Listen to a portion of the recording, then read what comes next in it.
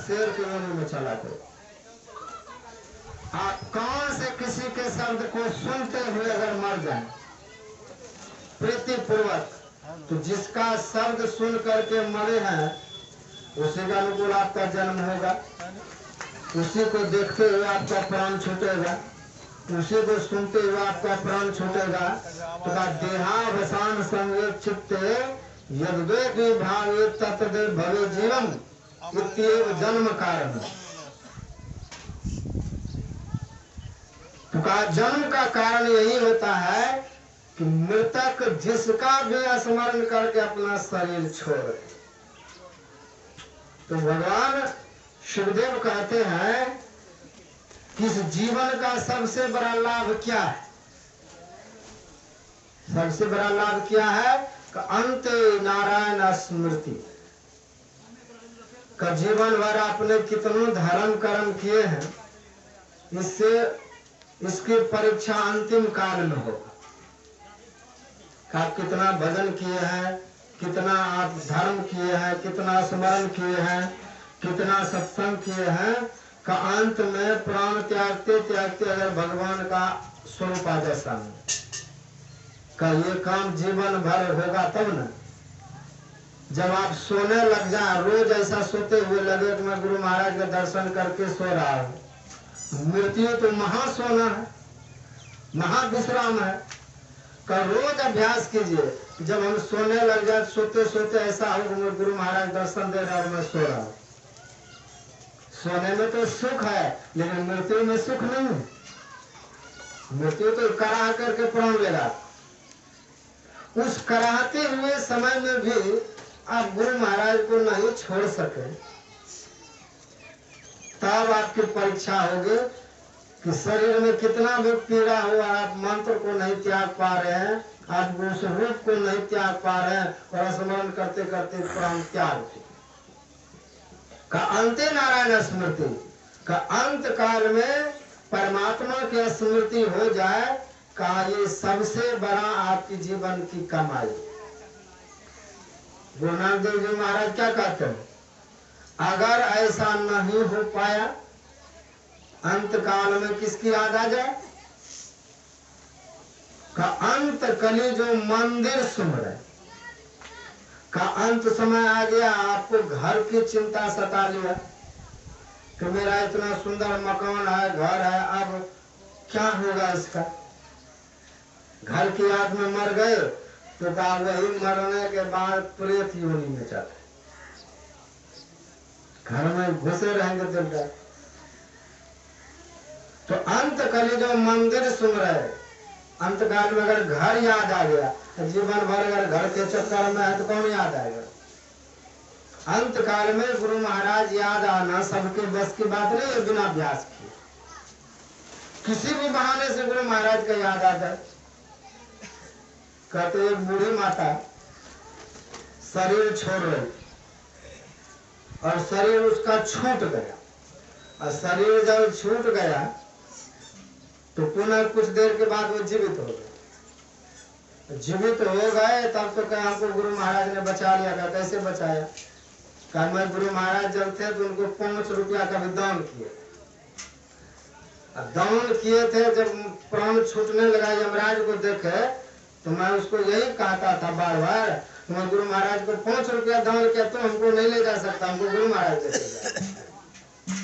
तो उस 5 रुपया दान के बहाने गुरु महाराज को उसने जोर जोर चिल्लाना किया, गुरु महाराज हमको बचाओ, देखिए यमराज ले जा रहे हैं।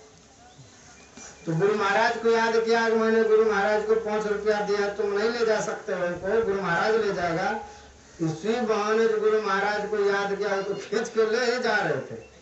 तो रास्ते में गुरु महाराज उसको बचाया, और बचा करके उसको कहा कि तुम क्या करना चाहती हो, और शरीर में जाओगे कि भजन करोगे कि अब मुक्त कर दो तुमको? तब वो बूढ़ी माता कहती है गुरुदेव मैं कुछ दिन और शरीर में जाकर के भजन करना चाहती हूँ।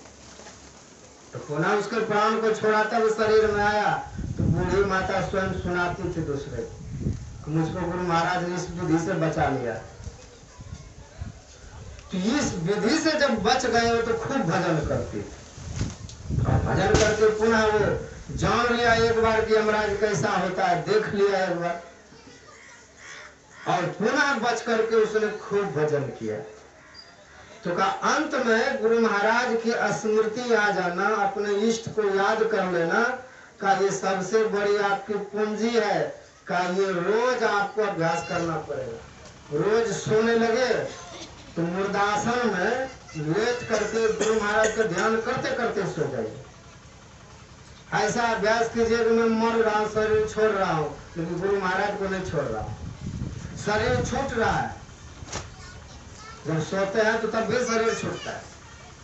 आप स्थूल शरीर से बिल्कुल सिमट जाते हैं, और सिमट करके आप हृदय में चले जाते हैं, स्थान परिवर्तन हो जाता है, कंठ में चले जाते हैं। तो ऐसी अवस्था में चले जाते हैं आप, तो का रोज सोने वक्त अभ्यास कीजिए। अब गुरु महाराज का दर्शन करते करते मेरा शरीर छूट रहा है, अंतर्मुखी हो रहा है, धीरे धीरे चेतना धीरे धीरे अंतर की ओर जाती है। तो मरने वक्त सीधे बाहर हो जाता है, और सोने वक्त चेतनात्मा धीरे धीरे हृदय में उतर जाता है। लेकिन ये अभ्यास रोज कीजिए। तो अभ्यास इसीलिए इसको कहा गया मुर्दा आसन, शव आसन। मुर्दे तरह लेते हुए हम भजन कर रहे हैं का इसी तरह का ध्यान भीष्म पितामह ने किया। भीष्म पितामह पितृभक्त थे, और ये परशुराम जी के शिष्य थे। पिता की इतनी भक्ति की थी, पिता की वचन की, पिता की सुख की इतने अपेक्षा की थी। पिताजी मेरे सुख पूर्वक रहे संसार में, तो अपने पिता का इसने विवाह किया। बताइए कैसा था वो भीष्म पितामह, अपने पिताजी का उसने विवाह करा दिया। जबकि पिताजी नहीं करना चाह रहे थे कोई कारणवश, लेकिन पिता का जब विवाह किया और आजीवन ब्रह्मचर्य व्रत का उसने घोषणा की, तब राजा शंतनु आशीर्वाद देते हैं, बेटा तुमने तो मेरे लिए आजीवन ब्रह्मचर्य व्रत का पालन कर लिया, व्रत रखा है, इसलिए मैं तुमको आशीर्वाद देता हूं। का आशीर्वाद ये देता हूं, जब तक तुम मरना नहीं चाहोगे, जब तक तुम शरीर नहीं छोड़ना चाहोगे, कोई तुमको मार नहीं सकता है। इच्छा मृत्यु का वरदान दिया कि जब तुम्हारी इच्छा होगी तभी तुम शरीर त्यागोगे। तो कहा अर्जुन ने महाभारत में इतने उसको तीर मारे कि एक अंगुल भी कहीं पर खाली नहीं था, और सरसैया पर पड़े हुए थे। बताइए, जिसको इच्छा मृत्यु का वरदान है, हम चाहे तभी शरीर छोड़ दे, वो क्यों 2 महीना तक पड़ा रहा सरसैया पर? उसको तो वरदान है, जैसे तीर लगा वो शरीर छोड़ देता, लेकिन शरीर नहीं छोड़ा उसने। जो भजन बंकी था, उसी सब आसन में सर पर पड़े हुए सर्व चिंता को त्याग करके वो भजन करता है, और भजन करते करते किस दिशा को प्राप्त किया? का उत्तरायण दिशा को उसने प्राप्त कर लिया। का हम लोग अभी दक्षिणायन में, का सूर्य 6 महीना तक उत्तर दिशा में रहता है, 6 महीना तक दक्षिण दिशा। इसी को 2 दिशा बोला गया, उत्तरायण और दक्षिणायन। का दक्षिण दिशा में जब सूर्य रहता है तो आसुरिक प्रवृत्ति, असुर लोक जाने का, नरक लोक जाने का रास्ता खुला रहता है, और जब उत्तरायण होता है तो देव मार्ग खुल जाता है। ये तो बाहर की बात है। का आध्यात्मिक मान्यता क्या है? का ये जीव शरीर में है, इसमें भी 2 भाग है, आंख से नीचे और आंख से ऊपर। का हम जीव आंख से नीचे, 6 चक्र नीचे और 6 चक्र ऊपर। का जब तक जीव नीचे पड़ा रहेगा इस अंधकार मंडल में, तो कहा ये दक्षिणायन है।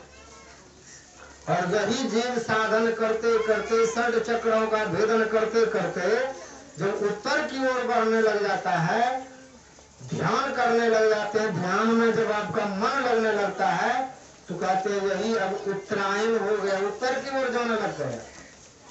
और उत्तर जाते जाते जीवन का अंतिम जो लक्ष्य है का उत्तर, वो परमात्मा मिल गया। इसलिए पिंड ब्रह्मांड के चित्र में देखे ऊपर में उत्तर लिखा हुआ। जो उत्तर की दिशा चला जाता है, इसी को गोस्वामी तुलसीदास जी महाराज कहते हैं कि मेरे सुमेर उत्तर दिशा दूर,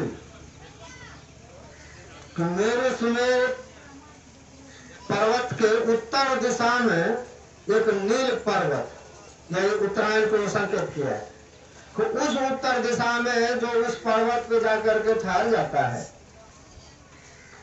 का उसका मृत्यु फिर नहीं होता है, का उसका मृत्यु नहीं होता है। उस पर्वत पर, उस पर्वत के आसपास कोई विकार भी नहीं जाता है, कोई विकार भी वहां तक नहीं पहुंचता। मायाकृत गुण दोष में जितने हैं का मायाकृत गुण दोष में वहां नहीं जाता है, मृत्यु वहां तक नहीं भटकता है। का ऐसे जो रास्ता है का गुरु से सीख करके जिसने इस रास्ते का भेदन किया, जो ध्यान किया और ध्यान करते करते जो उत्तरायण को प्राप्त कर लिया है, का जीते जी उत्तरायण प्राप्त करना, यही कबीर साहब की मौनी को सिद्ध करना है। साधु भाई जीवत ही करवासा, जीते जी उत्तर दिशा में चले जाइए, मरने के बाद उत्तर दिशा नहीं जा पाए तो वो द्वार बंद है। उसी बंद द्वार को गुरु खोलता है, उसी बंद द्वार को खोलने का जिसने नाम दान लिया है, दीक्षा लिया है, खोलने का प्रयास करता है। और वही द्वार जब खुलता है और जीव प्रवेश करता है, तभी कहा जाता है जीव उत्तरायण हो गया है। तो भीष्म पितामह 52 दिन तक उस सरसैया पर पड़े रहे और ध्यान करते करते उत्तरोत्तर उत्तम गति को जब प्राप्त किया, उत्तरायण को प्राप्त जब कर लिया उसने, तब भीष्म पितामह का मन हुआ कि अब मैं शरीर त्याग, कि अब तो कुछ करना बाकी नहीं रहा शेष। तब भगवान को बुलाया, अभी तो भगवान शरीर में नहीं है, उस समय भगवान शरीर में था, इसलिए भगवान को आह्वान किया कि इतना तो करना स्वामी, जब प्राण तन से निकले, गोविंद नाम लेकर फिर प्राण तन से निकले, मुख में तुलसी का दल हो। बहुत सुंदर भाव में भजन गाया कि गंगा जी का तट हो, मेरा सांवरा निकट हो, तब प्राण तन से निकले।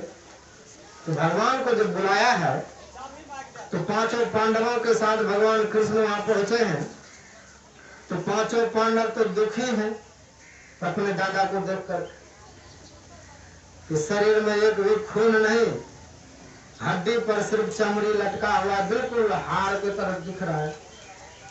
तो भीष्म पितामह को देख करके पांचों पांडव रोते, तो भगवान कृष्ण भी आंखों में आंसू। तो भीष्म पितामह ने भगवान को डांटा, तो हे गोविंद, ये लोग रो रहे हैं तो मैं तो समझ रहा हूं, लेकिन आप रो रहे हैं, नाटक क्यों कर रहे हैं? मैं अब रहने वाला नहीं हूँ, अपना शरीर त्यागूंगा, इसलिए मेरे पैर के सामने आप खड़ा हुए, मैं आपको देखना चाहता हूँ। तो भगवान कृष्ण जब सामने गए, आंखों में आंसू है, भीष्म पितामह ने कहा कि आंख का आंसू बंद कीजिए, आप बहुत नाटक कर लिए, आपको मैं मुस्कुराता हुआ देखना चाहता हूँ, आप मुस्कुराइए, आपका मुस्कुराता हुआ चेहरा देख करके मैं प्राण त्यागना चाहता हूँ। तो भीष्म पितामह के पैरों के सामने जब भगवान श्री कृष्ण गए, उनके चेहरा को देखते देखते, मुखारविंद को देखते देखते भीष्म पितामह उत्तरायण की ओर बढ़े और ब्रह्म रंग से शरीर को त्याग दिया। और जब शरीर को त्याग किया तो तो आकाश में नगारे बजने लगे, देवता लोग ढोल पीपी बजाने लगे, पुष्प की वृष्टि करने लगे, क्योंकि महान वो आत्मज्ञानी जीव गया दुनिया। तो भीष्म पितामह के शरीर छोड़ने के बाद देवता लोगों ने बहुत खुशी जताई कि यह जीवन मुक्त पुरुष जा रहा है, का ये है मरने की कला। ये दीक्षा लेकर के कि हम बहुत दिन जिएंगे, गुरु महाराज कृपा करेंगे, नहीं, का ये मरने की कला है, उसको जीते जी कीजिए। हम कैसे मरेंगे ये उसकी दीक्षा दी जाती, लेकिन जीते जी। तो यमराज हमको ना मारे, इसलिए पहले से हम मर करके तैयार रहे। का राम कृष्ण परशुराम ने मरना किया कबूल, और पलटू आगे मरे रहो, आखिर मरना नहीं। का पहले से हम मर के रहेंगे तो हमको यमराज क्यों मारेगा? का कोई मुर्दा है, पानी में फेंक दीजिए तो मुर्दा डूबता है, जीते जी जाके कूद जाइए तो आत्महत्या हो जाता है, मर जाता है।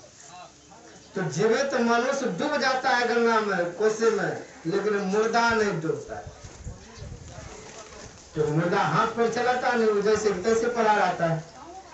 का उसी तरह जो जीते जी मर गया इस साधन को जनन करके, जो आप दीक्षा लेते हैं, का जीते जी मरने की कला है।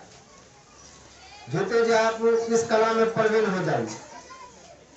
जब गुरु महाराज शरीर में थे तो 2 दिन में 3 दिन में हल्ला होता था गुरु महाराज शरीर छोड़ के, क्योंकि लोगों को लगता था गुरु महाराज शरीर छोड़ दिया।